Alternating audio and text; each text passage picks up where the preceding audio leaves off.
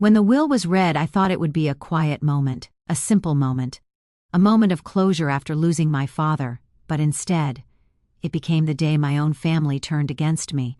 Even now, when I close my eyes, I can still feel the heaviness of that room, the lawyer's slow voice, the sound of papers shifting, the cold air from the ceiling fan.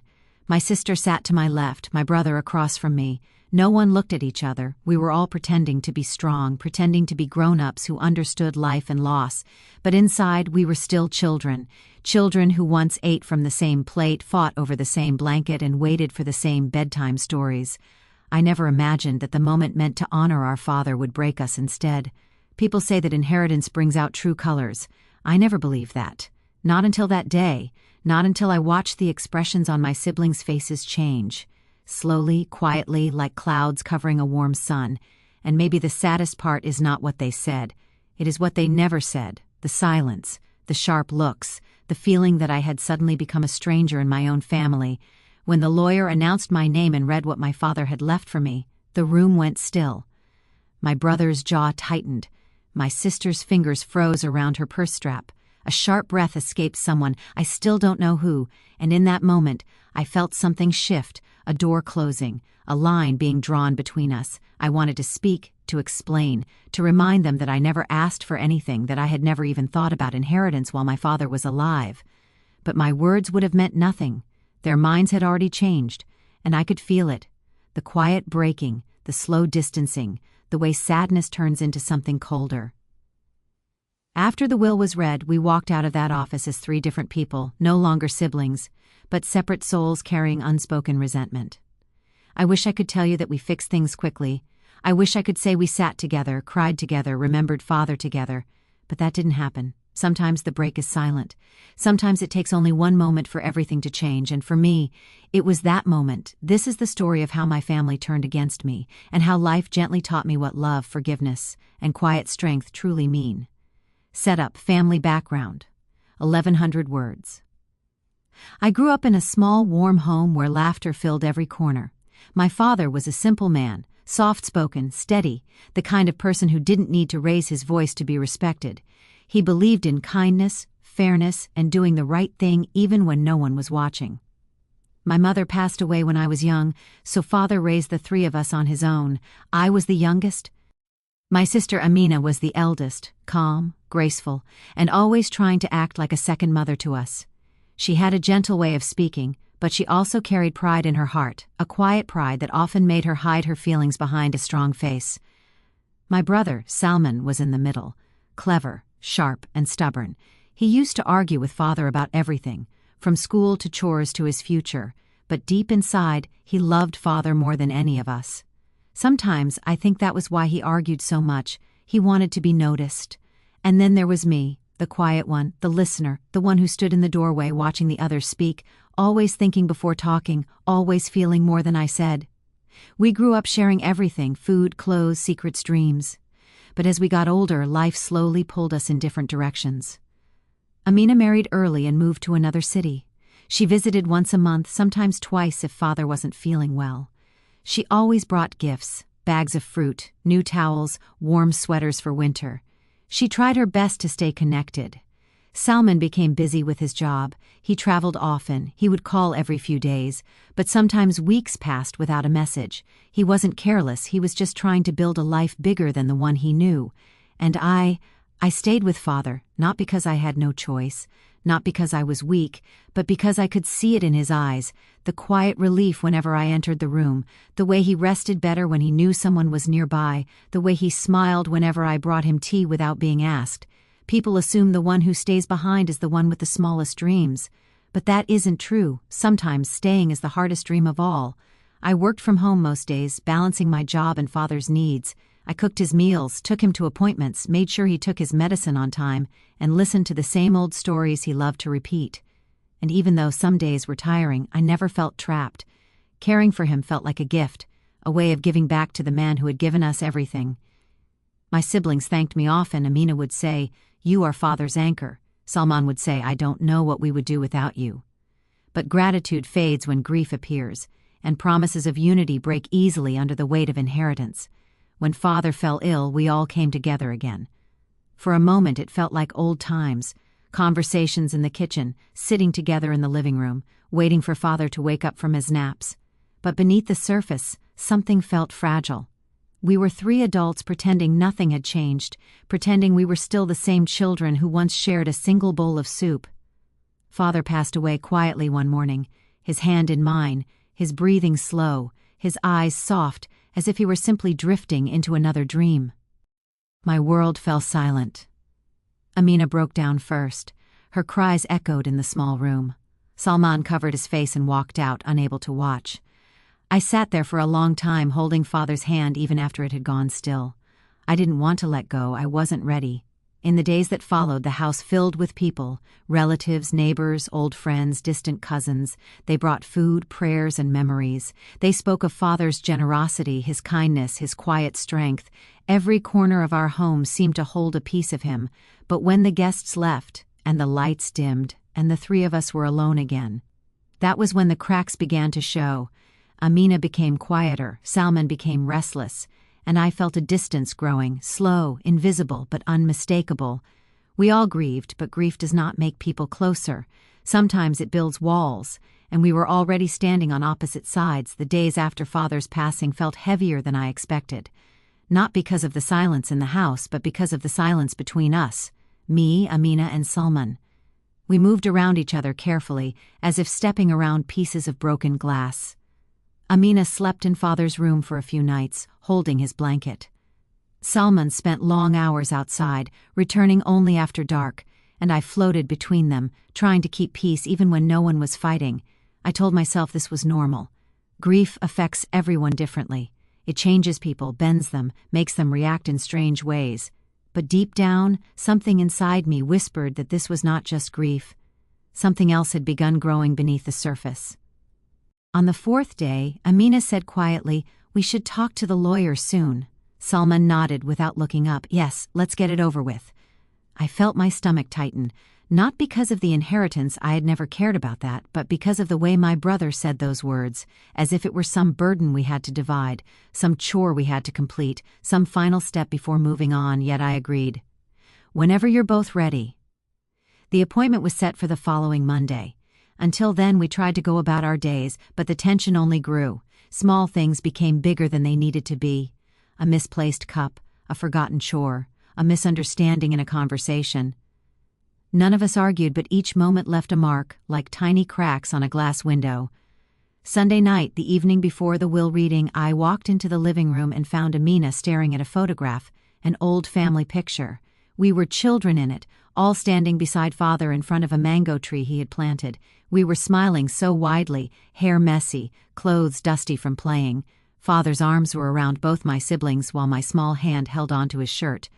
Amina didn't notice me at first. She was gently touching Father's face in the picture. "Do you think he was happy?" she asked suddenly, her voice soft. I nodded. "I think he was happiest when we were together." She closed her eyes.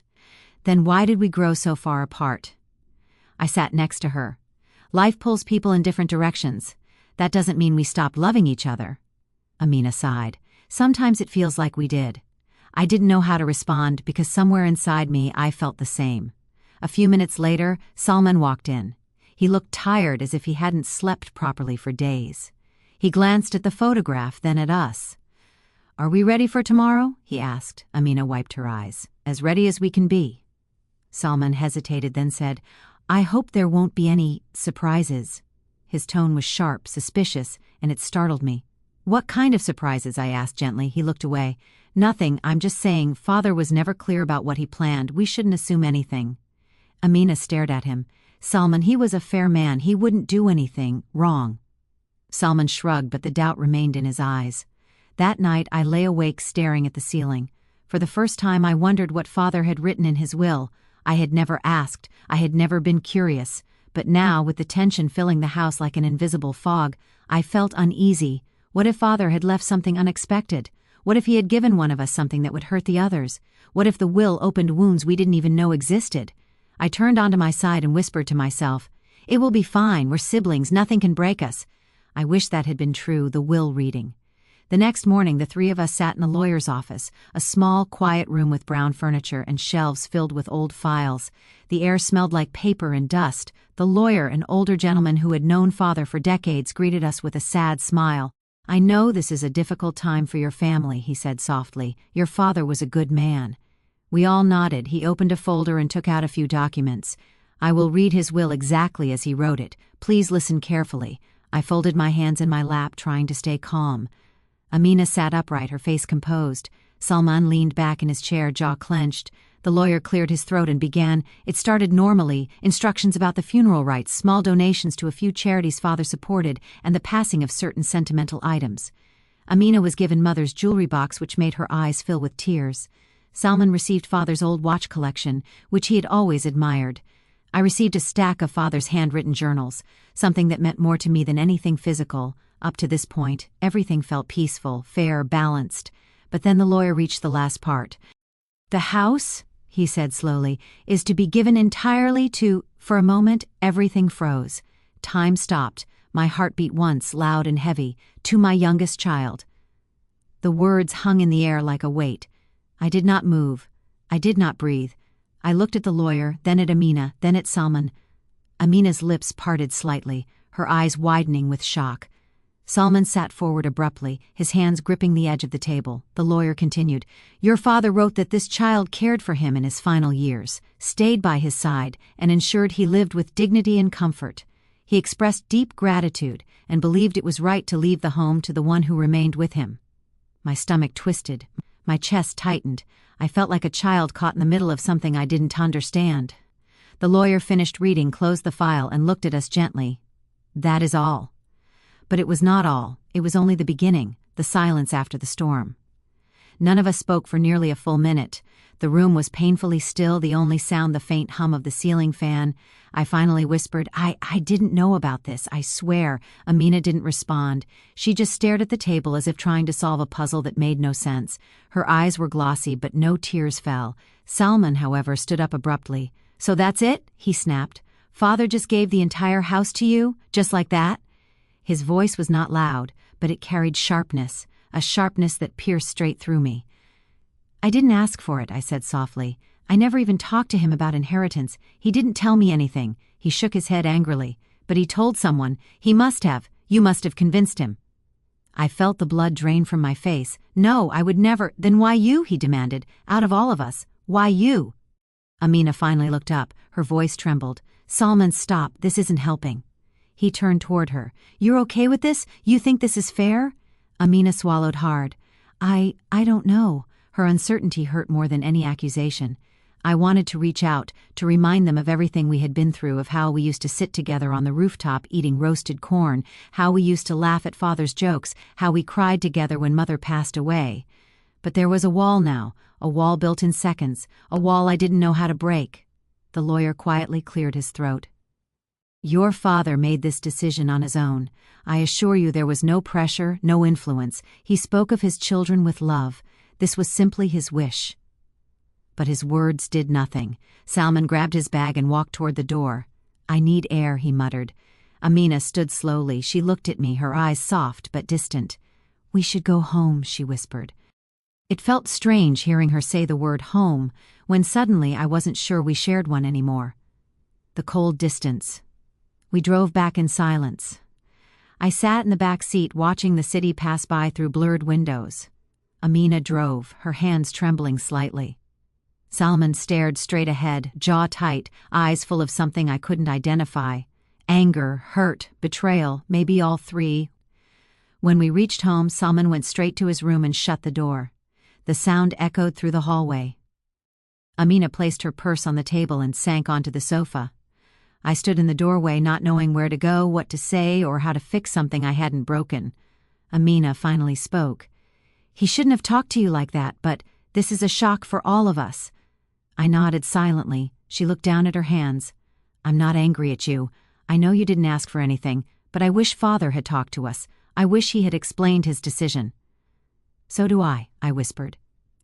She looked around the room, at Father's empty chair, at the old photographs on the wall, at the quiet space that still smelled faintly of him. "This house holds our entire childhood," she said softly. Maybe that's why this hurts." Her words felt like a soft knife, not meant to wound, but wounding anyway. She stood up.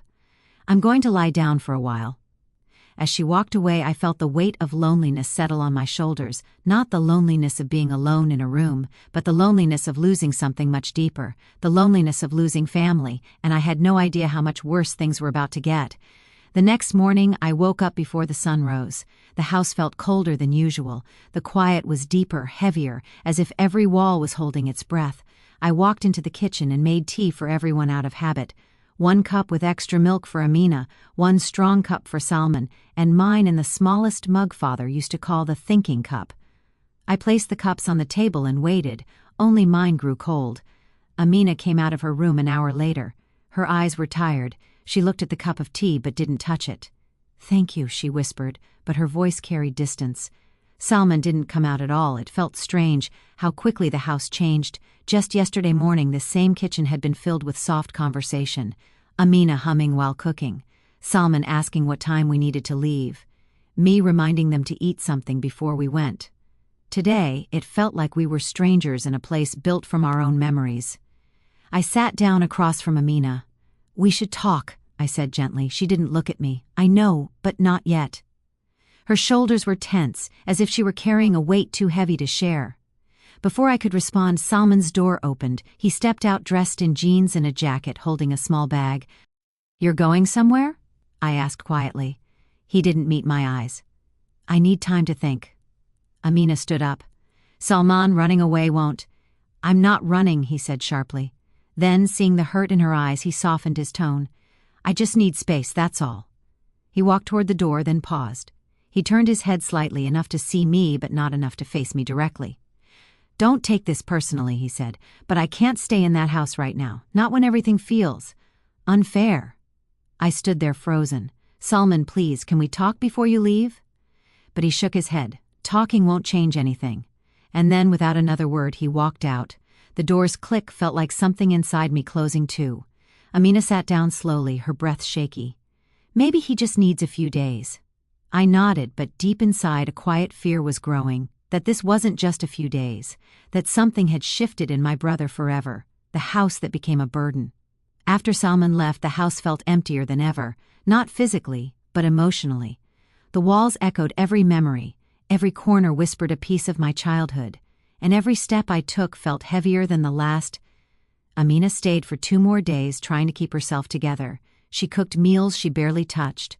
She cleaned rooms that were already clean. She walked around the house like someone searching for something they had lost long ago. On the 3rd evening, she sat on Father's bed, running her fingers over his folded clothes. "I think I should go home tomorrow," she said. My heart tightened. "Are you sure? You can stay as long as you want." She smiled sadly. "If I stay longer, I might say things I shouldn't, and I don't want to hurt you." "You haven't hurt me," I whispered. She looked at me with gentle honesty. "Not yet." Those 2 words cut deeper than anything Salman had said. Because Amina wasn't angry, she was heartbroken, confused, torn between fairness and resentment, love and disappointment. She held my hand. "You know I don't blame you, right?" I nodded. "But it feels like you do." She sighed, tears gathering in her eyes. "I just wish Father had talked to us, that's all." I swallowed. "Me too." That night we sat in silence. No television, no music, just the soft sound of the ceiling fan and the memories hanging in the air. When Amina went to sleep, I sat alone in the living room for a long time, staring at Father's empty chair. For the first time in my life, the house felt too big, too quiet, too heavy to carry alone, messages that hurt more than words. The next morning, Amina left after breakfast. She hugged me tightly, holding on longer than usual. "Take care of yourself," she whispered. "You too. And if Salman calls, please be patient with him." I nodded. She drove away slowly, and as the car disappeared down the street, a part of me felt hollow, for the first time ever. I was alone in the house where I grew up. Around noon, my phone buzzed. It was a message from Salman, not a voice note, not a call, just a single line. "I can't believe Father trusted you more than us." I stared at the words until they blurred. I typed a reply, deleted it, typed again, deleted again. Nothing I wrote felt right. What explanation could I give for something I didn't choose? I finally responded, "Salman, he made that decision on his own. I didn't know anything about it." A minute later his reply came, "Maybe, but you're the one benefiting from it." My heart sank. I turned off my phone and placed it face down on the table. I felt like crying, but the tears wouldn't come. Instead, there was only a dull ache in my chest, the kind that spread slowly and quietly. I had lost Father, and now I was losing my siblings too. The turning point begins. 2 days passed. I cleaned the house, sorted Father's belongings, and tried to fill the silence with gentle music. But even music felt strange without Father's soft humming in the background. On the 3rd day, I received a call. It was from one of our cousins, Farhan, someone who rarely contacted us unless there was gossip involved. "Hey," he said casually, "so, I heard about the will." My stomach dropped. "How?" "News travels," he said lightly. "Salman told a few people." I closed my eyes. "What did he say?" "Well," Farhan hesitated, then added, "people are saying you pressured Uncle, that you kept him away from the rest of the family, that you convinced him to give you everything." My breath caught. "That's not true. None of that is true." "I know, but you should be aware of what's being said." I leaned against the wall. "Who else knows?" "A lot of relatives," he said, "and honestly, some believe it." For a moment, the room spun. It felt as if the floor beneath me had shifted. After we ended the call, I sat down on the sofa staring at nothing. My heart felt like glass, fragile, cracking under the weight of something I never asked for. I checked my phone again. There were messages, dozens of them, cousins, uncles, distant relatives, all wanting to know my side. Some messages were polite, some were subtle accusations, and some were painfully direct. "Why would you take the whole house? Your siblings deserve better. Did your father really choose that, or did you? People are saying things. Is it true?" I put the phone down and covered my face with my hands. I had always believed family was a shelter, a place of safety, understanding, forgiveness, but now family was turning into something sharp, something that cut without meaning to, something I no longer recognized, the confrontation I never wanted. That evening, as the sun set, the doorbell rang. I opened the door and found Salman standing there. His eyes were tired, his hair messy, and his expression a mix of anger and sadness. "Can we talk?" he asked. I stepped aside. "Of course." He walked into the living room and stood near Father's chair. He didn't sit, neither did I. "I've been thinking," he said slowly, "and the more I think, the more confused I get." I stayed silent. He pointed toward the hallway. "You lived with Father, you took care of him, I'm not denying that, but that doesn't mean you deserve the whole house." "I never said I did," I whispered. "But you're keeping it," he replied. His words felt like a slap, though his voice was calm. "I'm not keeping anything," I said softly. "I haven't decided anything." "Well, Father decided," he said bitterly, "and you're the one who benefits." "Salman, please," I said. "I'm hurting too. I lost him too." He finally sat down, burying his face in his hands. His voice cracked. I feel like he trusted you more, like he believed you were the responsible one, and that hurts." I sat down across from him. "Do you know what Father told me a week before he passed?" I asked. He looked up slowly. He said, "Promise me you will keep this home warm."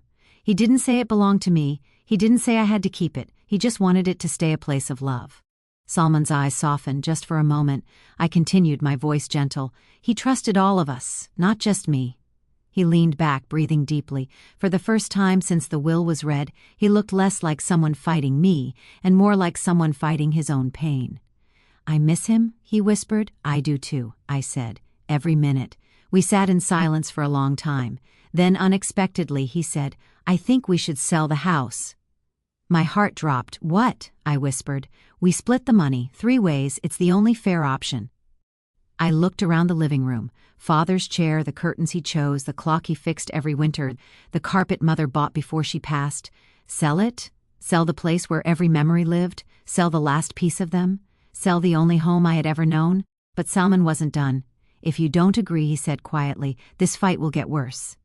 And that moment was the real turning point. Not the will, not the rumors, not the messages. It was this moment, this painful choice between my father's memory and my siblings' love, a choice I never asked for, a choice that would change everything that came after. Salman's words hung in the air like a quiet storm. "I think we should sell the house." It felt unreal at first, like something said in frustration. But he wasn't frustrated. He was calm, almost painfully calm, as if he had been rehearsing this sentence for days. He looked at me not as a brother asking for fairness, but as a man asking for a way to ease a wound he couldn't speak about. I opened my mouth to respond, but no words came out. My throat tightened. Every memory in the house, every echo of father's laughter, every shadow of mother's footsteps, rose inside me like a wave. "This house," I finally whispered, "is all I have left of them." Salman stared at me, his expression softening for a moment. "I know, but it's also the only big thing father left behind. If we keep it under your name only, it will always feel unfair, and that unfairness will turn bitter." He ran a hand through his hair. "I don't want bitterness, but I can feel it growing, not just in me, in Amina too." I swallowed. "Selling it won't bring peace." He looked away. "Maybe not, but keeping it only for yourself definitely won't." The words stabbed deeper than he meant them to. He wasn't being cruel, he was being honest, painfully honest, and yet there was something else in his eyes: guilt, regret, love mixed with envy, the complicated emotions siblings feel but never say aloud. I stood up and walked toward father's chair. My fingertips brushed the fabric. His sweater still hung over the backrest, faintly smelling of his soap. "This chair," I whispered, "is where he sat the night before he passed. He held my hand and told me not to worry. He said everything would work out." Salman quietly asked, "And do you believe that?" I turned to him. "I want to," he sighed. "I want to believe that too." We stayed in silence for a long time, two siblings trying to hold on to what remained of our family before it slipped through our fingers completely. Amina returns. A few days later, Amina came back to the house. She carried a small overnight bag, though she didn't plan to stay. Her face looked calmer, but her eyes told a different story, a story of sleepless nights and heavy thoughts. We sat in the living room with tea that grew cold between us. She took a deep breath. "Salman told me you talked." I nodded. "He said you two didn't argue." "We didn't." "Good," she whispered. "I was afraid this would tear you apart." I looked at her carefully. "Amina, what do you want about the house?" She didn't respond immediately. She stared at her hands, the same hands that once braided my hair, cooked meals for us, held me when I cried after mother died. "I don't want anything from the house," she finally said. "Not money, not ownership, not furniture, nothing." Her voice trembled. "But I also don't want to feel like I was left out of father's heart." My chest tightened. "You weren't. You know you weren't." She nodded slowly. "I know, but the will, it makes me question everything." I reached out and held her hand. "Father loved you just as much as he loved me. His decision wasn't about love. It was about care. About gratitude, about the final years, not the entire lifetime." She looked up, eyes glossy. "It still hurts." "I know," I whispered. "It hurts me too." Amina let out a long, shaky breath. "So what do we do now?" I hesitated, then repeated the words that had been haunting me since Salman said them. "Salman thinks we should sell the house." Amina closed her eyes. I knew he would say that. "And you?" I asked gently. She didn't answer immediately. She looked around the room. The curtains she had helped mother sew when she was 12. The bookshelf father built with his own hands. The old radio he refused to throw away even when it stopped working. "I don't want to sell it," she finally said, "but I also don't want us to break apart." She touched the arm of father's chair. "This home raised us, but it was never the walls that held us together. It was him, and now he's gone." Her words settled into the room like soft rain. Amina looked at me with the gentlest sadness. "If selling it keeps us from losing each other, maybe that's what we need to do." My heart cracked, but her words planted a seed of painful clarity, the decision I never wanted to make. That night, after both of them left, I walked from room to room in the quiet house. I touched the dining table where we once fought over the last piece of bread. I opened the cabinet where mother kept special dishes. I sat on the floor of the hallway where father used to polish his shoes every morning. Every corner whispered a memory. Every wall held a piece of us. Every window carried the echo of laughter long gone. And I realized something father had once told me years ago when I was too young to understand. A home is not a building. It is the people who fill it. For years this house had been full, overflowing, with love, noise, arguments, celebrations, tears, and warmth. But now it held only me. My siblings had left, but not because they wanted to, because something in their hearts was hurting. And if this house remained under my name alone, that hurt would become a wound that time could not heal. I sat by father's chair and placed my hand on the armrest. "What would you do, Baba?" I whispered into the quiet. Of course no answer came, but deep inside I felt something gentle. Not a voice, but a memory, a warmth. Father had always chosen unity over assets, people over property, hearts over wealth, and he would never have wanted his children to fight over a house, even if he believed he was being fair. He would not want this. I closed my eyes and let myself feel the truth I had been avoiding. Keeping the house might mean losing my family. Letting it go might mean saving us. It was the hardest realization of my life. But it was the truth, the meeting that changed everything. The next morning I called both of them. "We need to talk," I said. They arrived an hour later. Amina looked nervous. Salman looked guarded. I looked at both of them and felt the weight of what I was about to say. We sat at the dining table, the same table where we once shared meals as children. I took a deep breath. "I've made a decision," I said quietly, "about the house." They both looked at me intently. "I'm not keeping it." Amina's eyes widened. "What do you mean?"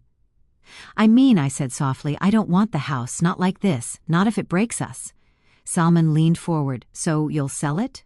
I nodded slowly. "Yes, if that's what brings us peace." Amina covered her mouth as tears filled her eyes. "Are you sure you love this house more than we do?" "I don't love the house," I whispered. "I love the memories, and memories don't disappear when the walls do. They stay with us." Salman looked at me, conflicted. "I didn't want to force you." "You didn't force me," I said gently. "Life forced us all into a place where we had to choose what mattered more, and I choose us."